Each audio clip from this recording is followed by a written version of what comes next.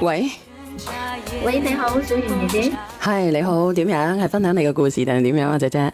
我想分享響我嘅故事，我想你幫下我同我老公好翻啦。點解？啱先嗰個咧就同佢老公拖死，你就想同佢老公好翻，你係咩事咧？因為我做錯啲嘢，做錯啲乜嘢？我做對唔起我老公嘅事，做咗啲乜嘢？唔使咁緊張，你慢慢啲講。因為我出咗軌，啊？出咗軌，你出咗咩軌啊？同我一個客戶出咗軌，咁你點解要同呢個客戶出咗軌咧？你唔使咁緊張，你慢慢講。你呢明嘅冇人知道你邊個。壓力好大啊！你慢慢地。咁點解會出軌？點解會出軌？因為我嘅客戶同，你講。因為我客戶實平常時我壓力好，上班壓力好大㗎。平常時間唔中同我客戶傾下偈。哦。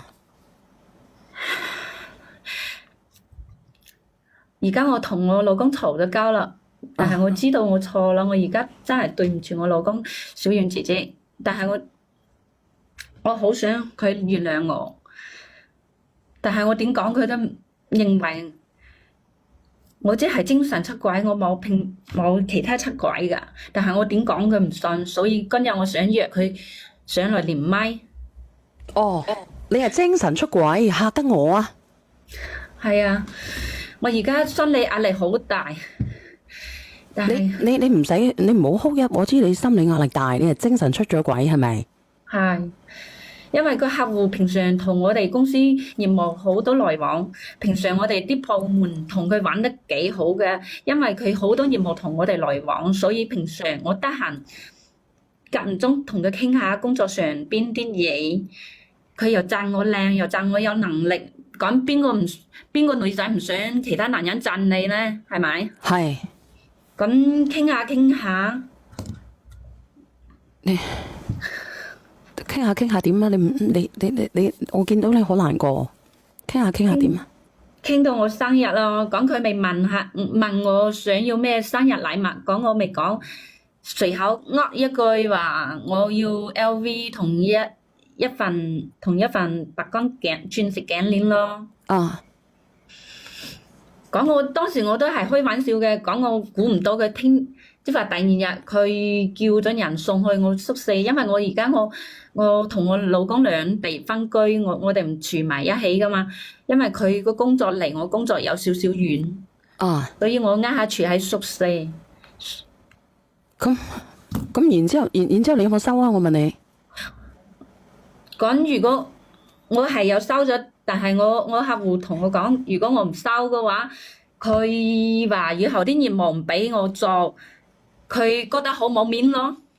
你覺得係咪真係有咁大方嘅客戶㗎？不如將你個客戶介紹俾我識啦。如果係咁樣，但係我又驚我冇嘢做，佢咁樣講我又驚我冇嘢做。明白。咁樣。但係我知道女人，我已經收咗啦。但係我後尾我知道女人一定要獨立，先有自己嘅人生，唔使人成日靠老公噶嘛。小圓姐姐。哦，你想你自己獨立。係。所以你又好在乎呢份工。係。講我夜晚得閒有時無聊嘅時候又揾佢嚟傾下工作上啲嘢，傾下，講有時人都會生情噶嘛，有時佢同我有好多共情。哦。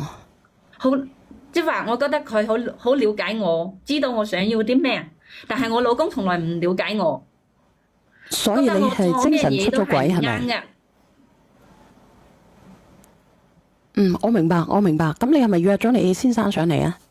係啊，我約咗我先生上嚟，我麻煩你幫我連下個咪啊。嗱，我有2個匿名連咪嘅，下邊咧就係菠蘿包，我全部連晒上嚟，我睇下邊個係好唔好？好。